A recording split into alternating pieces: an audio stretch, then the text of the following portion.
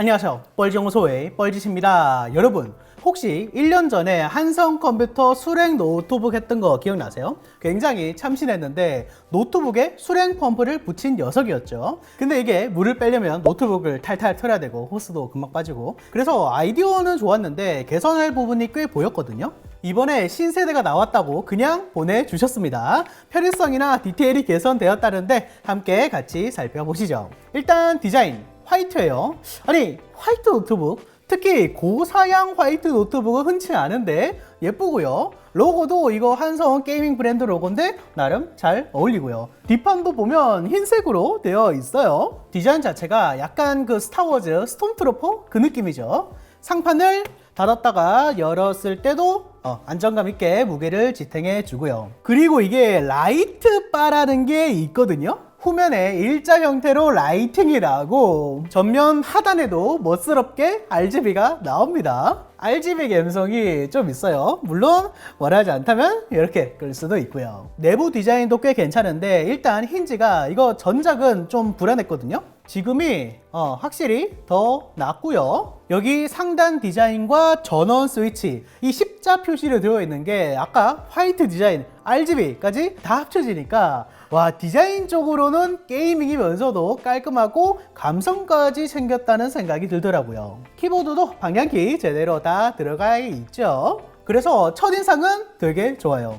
하지만 핵심은 수랭 시스템이죠. 장착하는 거 보여드릴게요. 제 기억에 전작은 포함이었던 것 같은데 별도의 외장 수랭 쿨러 박스를 구매해야 되고요. 수랭은 기본적으로 펌프로 물을 돌려주면서 라디에이터를 통해 물을 식혀주는 방식이잖아요. 여기 안에 펌프와 라디에이터가 있고 호스를 통해서 노트북 안에 물을 넣는 겁니다. 노트북 후면에 보면 수상한 마개가 있거든요. 얘를 떼주시고 수랭 호스를 연결을 해주시면 돼요. 여기가 수랭 호스가 들어가는 공간입니다. 측면에 잘 보면 게이지가 있는데 여기 찰 때까지 물을 넣어 주시는 겁니다. 전작은 깔때기가 있어야 했는데 이번엔 구멍이 커져가지고 그냥 이렇게 넣으면 되더라고요. 또 주의할 게 냉각수를 넣으면 안 되고요. 순수한 물인 초순수, 증류수 이런 걸 넣어야 돼요. 가격 자체는 뭐 얼마 안 하긴 합니다. 뭐 냉각수가 효율은 좀 더 좋을 수 있지만 찌꺼기 같은 게 쌓인다고 해요. 아까 잠깐 보셨겠지만 이 호스가 자석으로 되어 있거든요. 그래서 이게 한 여기까지만 와도 얘가 알아서 이렇게 붙어버려요. 근데 이게 결착이 좀 약하지 않을까 했는데 웬만해선 위 아래론 빠지지가 않습니다. 딱 수평으로 힘을 줄 때 이렇게 빠지거든요. 아니 근데 어쨌든 어떻게든 빠지면 대참사 나는 거 아닌가 싶잖아요. 안쪽에 보시면 파란색으로 되어 있잖아요. 이게 방수실 같은 역할을 해줘요.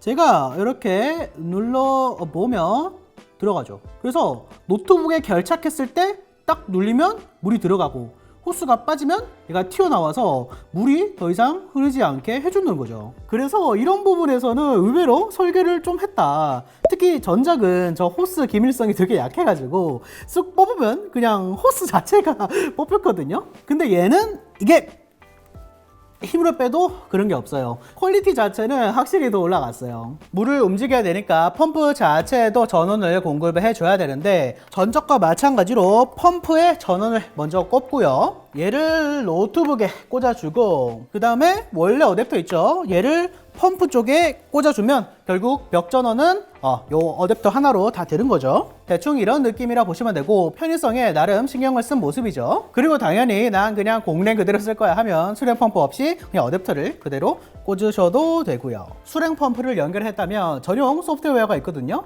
근데 이건 디자인이 어떻게 변하질 않냐. 여기 성능에 들어가 보시면 노트북 자체의 전원 설정, 뭐 오피스 모드, 균형 모드, 터보 모드 설정할 수 있고요. 이쪽에 수랭 시스템 제어가 있잖아요. 이제 여기서 수랭을 조절할 수 있는데 전원 버튼이 앞에 이거거든요. 전원을 누르면 RGB가 앞에서 나오고요. 그리고 옆에서도 이렇게 나옵니다. 지금 이렇게 파란색으로 깜빡이잖아요. 이거 블루투스가 켜진 겁니다. 블루투스로 노트북과 소통을 해요. 사실 전작과 똑같은 작동 방식을 가지고 있는데 뭐 USB 같은 걸로 하면 선이 하나 더 많아져서 이렇게 한 건가 싶기도 하고요. 어쨌든 연결을 누르면 이렇게 수랭 펌프가 돌아가는 소리가 나요. 색깔도 제가 지정한 대로 바꿀 수가 있고요. 이런 식으로 RGB가 바뀌는 겁니다. 자, 이제 물 주입을 해 볼까요? 그럼 이렇게 물 주입 모드로 바뀌고 이 물 수위가 점점 줄어들 겁니다. 노트북 안에 들어가고 있기 때문이죠. 이제 다 됐다고 뜨죠. 내려간 물 수위만큼 물을 보충해 주시면 되는데 사실 제가 아까 물을 조금 많이 넣어가지고 따로 넣어줄 필요는 지금은 없을 것 같고요. 그럼 이제 성능 테스트를 해봐야 되는데 CPU가 i9 13900HX거든요. 인텔 노트북 끝판왕 CPU인데 고발열료도 끝판왕이죠. 수랭 쪽 보시면 P코어 클럭 3.7기가, E코어 클럭 3.2기가를 꾸준히 보여주고 있어요. 풀로드를 10분째 하고 있는데도 온도가 80도 후반, 스로틀링이 없죠. 그런데 공랭은 스로틀링이 와서 P코어가 0.1에서 0.2기가 정도 더 낮고요. 온도도 96도로 빨간색이 뜨죠. 효과는 확실히 있어요. GPU는 RTX 4070 140W짜리가 들어갔는데 지금 20분째 스트레스 테스트를 하고 있는 거거든요. 공랭은 GPU 온도 72도, 메모리 온도 88도, 클럭은 2370MHz인데 수랭은 GPU 온도 61도, 메모리 온도 78도, 10도 더 낮고요. 클럭도 소폭 더 높죠. 온도 여유가 있으니까 알아서 클럭을 좀 더 올린 거예요. 그런데 사실 이 결과를 보면 아시겠지만 수랭 없이 공랭으로도 꽤 괜찮아요. 서멀도 일반 서멀이 아니라 리퀴드 메탈을 썼고 공랭으로도 CPU는 약간의 스로틀링, GPU는 70도 수준이니까요. 디스플레이도 좋은 편인데 16인치 QHD에 16:10 240Hz여서 시원시원하고요. 색역도 sRGB 100%, DCI-P3 75%로 이 정도면 무난하다고 해야겠죠. 최대 밝기는 500니트로 당연히 밝고요. 내장 그래픽을 끄는 옵티머스 비활성화 기능 당연히 있고요. 그럼 게임에서의 성능은 어떠냐? 왼쪽은 그냥 공랭으로 사용했을 때, 오른쪽은 수랭 펌프를 장착했을 때입니다. 우선 FHD로 한번 해봤는데 배그는 차이가 꽤 나더라고요. 이 배그가 CPU에 좀 영향을 받는 게임이긴 한데 클럭 저하가 수랭에서 덜하긴 하더라고요. 보시면 이 스터터링도 차이가 좀 나죠. 그래서 하위 1% 프레임이 수랭 쪽에서 확실히 좀 더 잘 나오고 이런 AAA급 게임에서는 FHD에서도 큰 차이가 없긴 하고요. 대부분의 게임은 GPU의 영향이 더 크니까. 그럼 QHD의 16:10 오리지널 해상도에서는 어떠냐? 수랭이 좀 더 잘 나오긴 하지만 해상도가 올라서 GPU의 영향을 더 많이 받는 상태고요. 그나마 배그는 프레임 차이가 꽤 나는 게임입니다. 게임에서 CPU 온도는 5도에서 10도 정도 차이, GPU 온도는 10도 정도 차이가 나고요. GPU는 클럭 자체도 좀 더 높게 잡히긴 하네요. 오버워치로 와보면 평균 프레임과 하위 1% 모두 5 이하의 차이로 이게 유의미하다고 생각되진 않고요. 매우 높은 옵션에서 100프레임 좀 넘게 나오니까 중간 옵션 정도면 144프레임 이상 유지가 가능할 겁니다. 아까 FHD에서도 AAA급 게임은 큰 프레임 차이가 없었잖아요. QHD에서는 더 차이가 없어지죠. 사실 그 전작도 수랭을 달았다고 해서 게임 프레임이 막 오르진 않았거든요. 비슷한 경향입니다. 그래프로 정리하면 이 정도고요. FHD나 QHD나 수랭 펌프를 장착한 쪽이 성능은 조금 더 잘 나오긴 하지만 큰 차이는 없다는 게 성능상 결론이겠네요. CPU 성능도 다시 잠깐 보여드리면 이게 끝판왕 CPU라고 말씀드렸잖아요. 터보 모드 기준 27700점이 나오는데 데스크톱 i9 12900K가 27500점이 나오거든요. 그러니까 노트북이 웬만한 데스크톱 CPU 뺨을 휘려쳐요. 그런데 사실 수랭을 사용하는 이유가 뭐예요? 물론 이 성능 향상도 있지만 공랭 대비 소음이 적다는 장점도 있잖아요. CPU와 GPU 모두 풀로드를 할 때 수랭 펌프를 장착한 쪽이 소음이 좀 더 적습니다.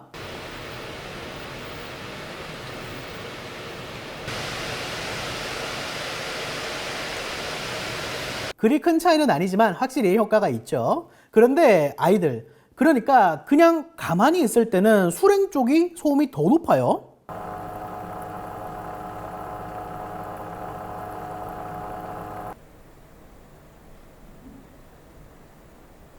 왜 그런지 봤더니 수랭 펌프의 소음이더라고요. 보통 수랭은 이제 흔히 말하는 시즈 모드, 한 곳에 고정해둘 때 쓸 테니까 이 펌프를 노트북 뒤쪽으로 둔다던가 거리를 좀 둬야 될 것 같아요. 그래도 노트북 써보신 분들은 아시겠지만 웹서핑 하거나 그냥 아이들인데 가만히 있다가 팬이 왱 돌고 그러잖아요. 수랭을 장착하면 그러진 않아요. 팬 자체의 소음은 거의 없는데 펜 안쪽 보여드릴까요? 나사를 풀면 안쪽을 볼 수 있거든요. 물론 보증에는 안 좋을 겁니다. 뭐 기본적인 구조 자체는 그렇게 어렵지는 않긴 해요. 이쪽에 펜이 있고 여기에 냉각수가 있고 여기 밑에 PCB에서 뭐 물을 펌프 시켜 주던가 뭐 그런 거겠죠. 그래서 이런 종이 같은 게 떼지나 여기 펜은 이렇게 떼지고 안쪽에 라디에이터, 우리가 흔히 보는 뭐 1열 정도의 라디에이터가 있는 것 같고 여기 밑에 PCB가 있거든요.